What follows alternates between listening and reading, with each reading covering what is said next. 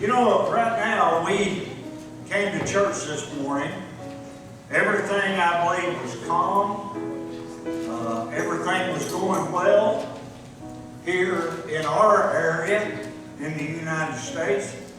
And I am really thankful for that.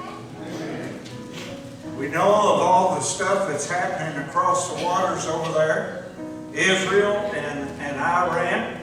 And I will say this, I do support Israel, and this move was necessary because of the ones who hate Israel. They chant death to Israel and death to the United States. Yeah. And Iran is just days off of having nuclear capabilities that could possibly wipe out Israel. So where are they going next if they were to do that? Yeah. You see, Israel, that's a necessary move that was going on. I don't like war, I don't like killing. But sometimes you have to protect yourself. And I believe that's what they're doing. And moreover, the United States is not involved in that directly as of yet.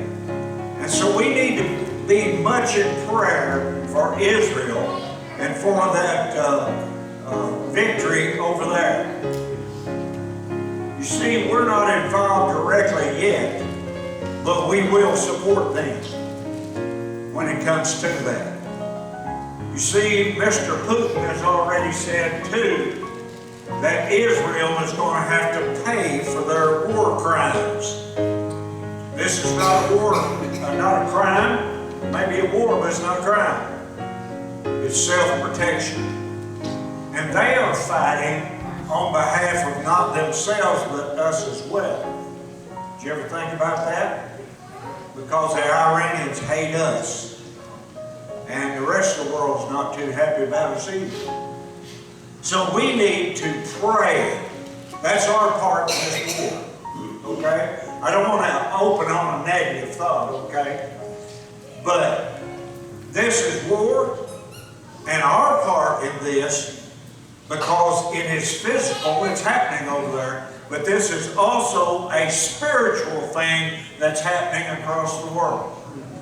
Our part, we wrestle not against flesh and blood, but against principalities and powers, rulers of darkness of this world, and spiritual wickedness in high places. That's spiritual. A lot of people say, well, it's fulfilling Ezekiel chapter 38. Well, it's not yet. That, there's more ingredients to go into it. Because if you read Ezekiel 38, Russia's going to be involved in it. Iran, Germany, several places over there. You can read in Ezekiel 38. Ezekiel 37, I'm going to give a short message, okay, brother?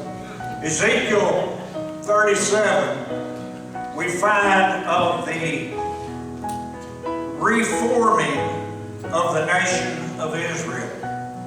Very interesting. Ezekiel 38 talks about a war coming, of a confederation of nations over there coming against Israel. 39 talks about the victory that they're going to have. Now, I believe the United States, something's going to be holding us back for some reason. I don't know yet. The Lord hasn't given me that, just that something's going to hold us back. But God is going to step in and give Israel the victory when Ezekiel 38 does happen in its full force. Now this is part of that and forming all of that, but it's not yet. Okay?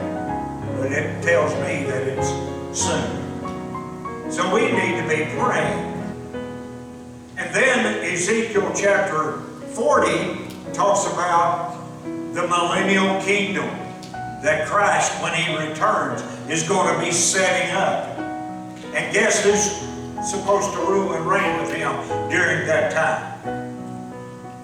Us. Israel could have had that if they hadn't rejected him, you know, when he came the first time. But he put us in that place. But folks, let me tell you something. We better start looking up. Things are happening.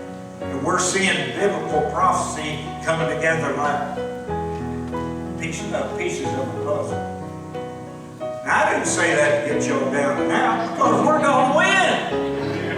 Amen. Okay? But what that tells me is I'm excited about the Lord coming back. I've been looking for that for years and years and years. When I started studying Bible prophecy back in the early 80s, I began to get excited. And when I could see things starting to fit together, I was more excited. Well, folks, I'm more and more and more excited now, because you can see things coming to pass just like Jesus said they would. Yeah. We just need to be in His hands. We need to be saved. We need to make sure that we're going to heaven. Make our calling and our election sure.